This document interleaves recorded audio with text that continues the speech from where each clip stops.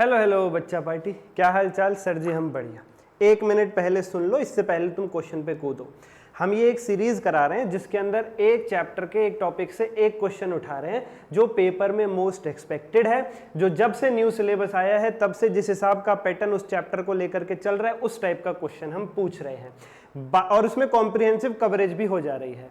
Buyback मैं करा चुका हूं। बायबैक के अंदर हमने एक क्वेश्चन उठाया जिसमें जनरल एंट्रीज आ गई, फॉर्मूले की कैलकुलेशन आ गई, 3 फॉर्मूलेज की और बैलेंस शीट आ गई। उससे ज्यादा कुछ बचा ही नहीं चैप्टर में, वही सब था।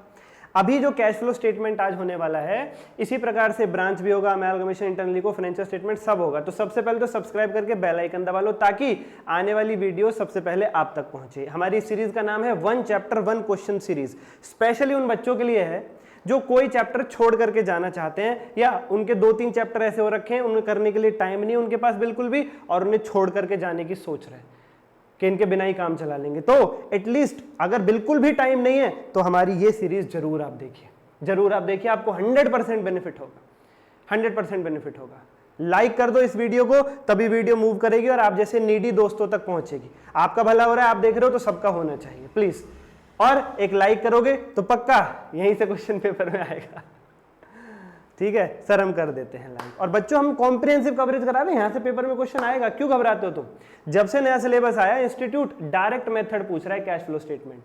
सारे पास्ट ईयर क्वेश्चन पेपर्स उठा करके एनालाइज करके तब ये सीरीज बना रहे हैं। हवा में कुछ भी नहीं लाते हम कि ये क्वेश्चन उठाया कराना शुरू कर दिया। बायबैक के क्वेश्चन की कॉम्प्रिहेंसिव कवरेज करवाई है, पूरा चैप्टर आ गया, एक ऐसा क्वेश्चन लिया था। और डायरेक्ट मेथड के सारे पॉइंट्स आ जाएंगे, ऑपरेटिंग भी, इन्वेस्टिंग भी, फाइनेंसिंग भी आज वाले क्वेश्चन में। और डायरेक्ट मेथड ही पूछ रहा है, जब से न्यू सिलेबस आया तब से इंस्टीट्यूट कैश फ्लो स्टेटमेंट का जो क्वेश्चन पूछ रहा है 99% केसेस में। तो इस बार भी पूरे चांसेस हैं। ओके सर जी, ओके सर जी। 6 नंबर का एक क्वेश्चन डायरेक्ट मेथड में, ये कर लोगे तो डायरेक्ट मेथड करना, उसको प्रेजेंट करना, कैश फ्लो का क्वेश्चन एटलीस्ट आप अटेम्प्ट कराओगे। और 6 में से अगर पूरा प्रॉपर इस क्वेश्चन को हाथ से सॉल्व कर ले तो ऐसा ही आया तो 6 ले लोगे, नहीं तो 4-5 तो कहीं नहीं जा रहे। चलो हम लोग शुरू करते हैं। ये डायरेक्ट मेथड का क्वेश्चन लेके प्रभु का नाम। एमएनटी लिमिटेड करके एक संस्था है, 31 मार्च 2021 को उसका कुछ डाटा आपको दे रखा है। सबसे पहले कहा है company sold goods for cash only, company केवल नगद सेल करती है, केवल नगद सेल करती है। ठीक है। सेकंड पॉइंट में लिखा है ग्रॉस प्रॉफिट रेशियो 30% था। ग्रॉस प्रॉफिट रेशियो का फॉर्मूला जानते हैं आप लोग? लिखो अपने पास, gross profit upon net sales into 100, ये होता है ग्रॉस प्रॉफिट रेशियो का फॉर्मूला। तो gross profit upon net sales into 100 equal to आता है 30% की। और ग्रॉस प्रॉफिट आपको दे दिया क्वेश्चन ने 3,82,500। तो क्या हम यहां से नेट सेल्स ढूंढ लेंगे? क्या हम यहां से नेट सेल्स ढूंढ लेंगे? Please tell me.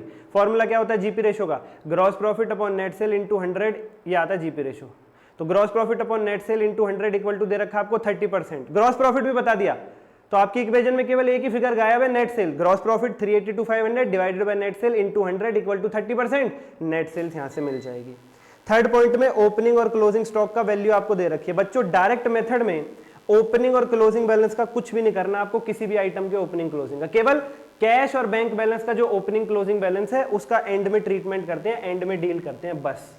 बाकी किसी भी आइटम के ओपनिंग और क्लोजिंग बैलेंस से आपको डायरेक्ट मेथड में कोई लेना देना नहीं है, अनलेस कोई एडजस्टमेंट और अकाउंट बना रहे हो। ठीक है सर, तो इसको हम इग्नोर करेंगे। Wages paid 492,500, office and selling expense paid 75,000, dividend paid 30, bank loan repaid 215, इसमें 15 का ब्याज है। ट्रेड पेबल्स का ओपनिंग क्लोजिंग बैलेंस दे रखा है, amount paid to trade payable भी बता दिया। टैक्स पेड 65,000, इन्वेस्टमेंट 7 लाख रुपए की थी, बेच दी एट अ प्रॉफिट ऑफ 20,000, यानी 7 लाख की इन्वेस्टमेंट को 20,000 के प्रॉफिट पर, बोले तो सेल कर दिया 720 में। डेप्रीसिएशन फिक्स्ड एसेट पर है 85,000, प्लांट मशीनरी परचेज करी है 2.5 लाख की। ओपनिंग बैलेंस कैश का है 2 लाख और क्लोजिंग बैलेंस कैश का है 607,500। कैश फ्लो स्टेटमेंट बनानी है बच्चों। सबसे पहले आपको 1 नंबर तो इन्हीं चीजों का मिल जाएगा। ऊपर लिखिए मेसर्स एमएनटी लिमिटेड, संस्था का नाम। फिर क्या बना रहे हो वो लिखो, cash flow statement for the year ended 31 मार्च 2021। फिर लिखो क्या बना रहे हो, कैश फ्लो स्टेटमेंट। फिर लिखो कौन से साल के लिए बना रहे हो, क्वेश्चन में डाटा था 31 मार्च 21 का, तो लिखो फॉर द ईयर एंडेड 31 मार्च 21। फिर ये भी लिखो कौन से मेथड से बना रहे हो, डायरेक्ट या इनडायरेक्ट। ब्रैकेट में लिखो using direct method. Particulars amount, particulars amount 1 number यहां हो जाता है आपका।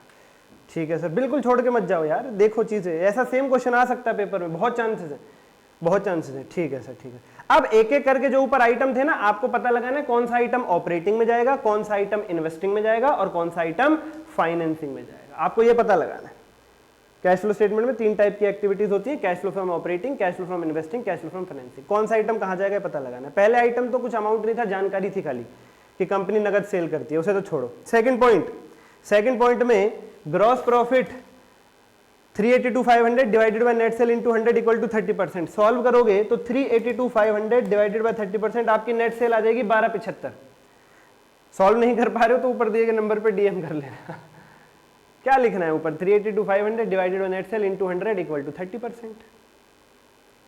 वो 30% वाला इधर आ जाएगा, नेट सेल उधर चला जाएगा। 382,500 को 30%, शॉर्टकट देता हूं, ग्रॉस प्रॉफिट को जीपी रेशियो से डिवाइड करो, नेट सेल आती है, शॉर्टकट, बात खत्म। 382,500 डिवाइडेड बाय 30%, 12,75,000 सेल आ गई। सेल कहां जाएगी?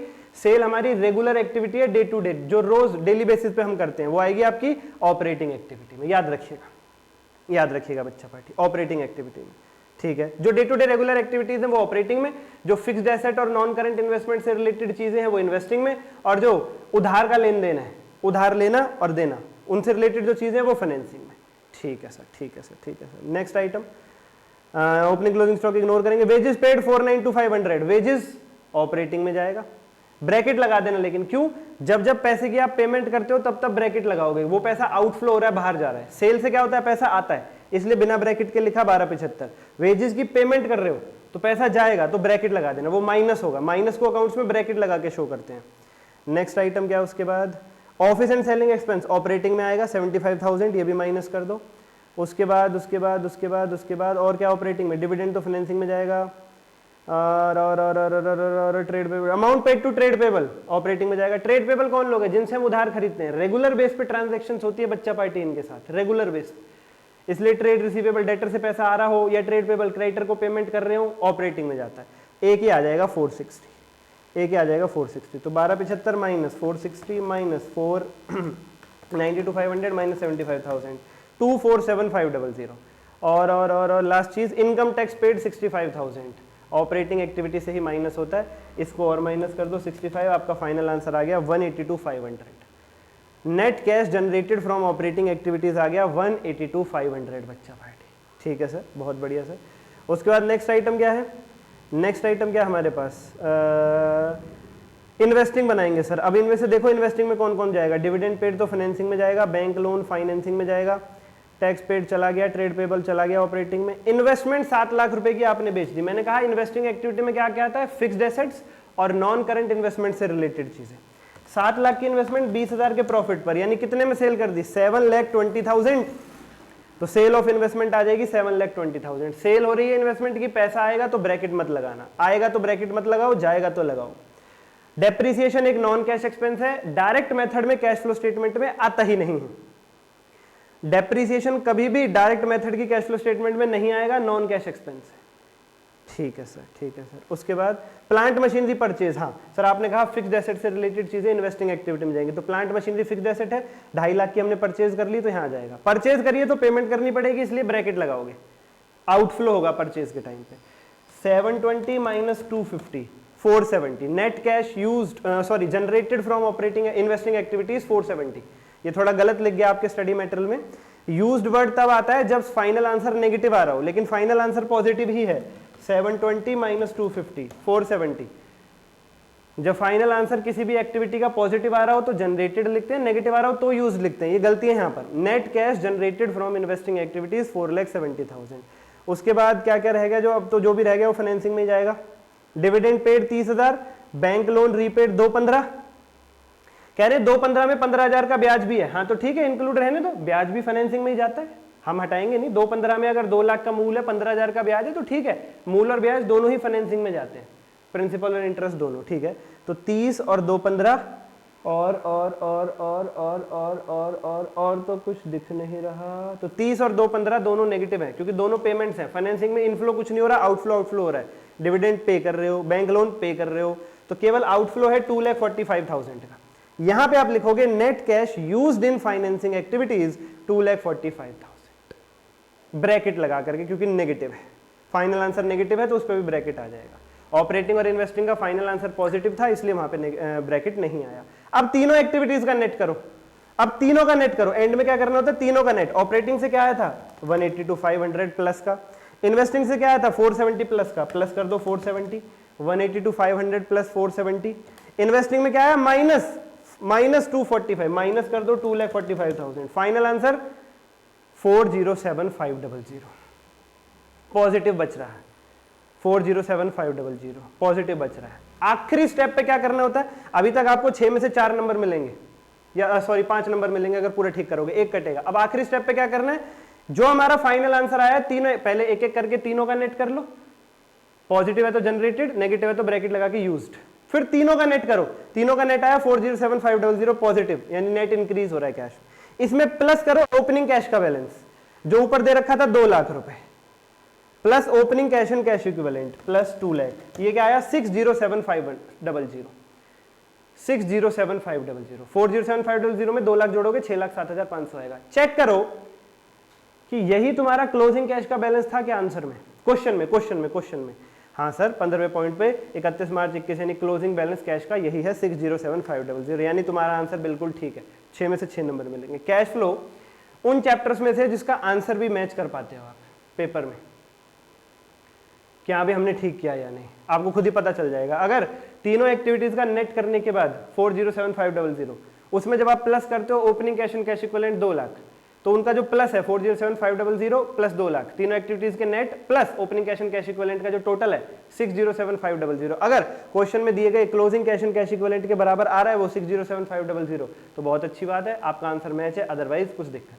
सर दिक्कत आए तो फंस मत जाना कि वे दोबारा करें, पूरा करें, शुरू से करें। अरे भाई कोई इक्का दुक्का पॉइंट गलत हो गया होगा फिर छोड़ देना, एक ही ट्राई मारना मिसमैच होने के बाद कि देख लें कहीं गलती मिल रही है तो ठीक कर दें, दोबारा नहीं मिल रही है एक बार में तो दोबारा ट्राई मत करना, फंसे रह जाओगे, आता हुआ भी बाकी पेपर छोड़ाओगे।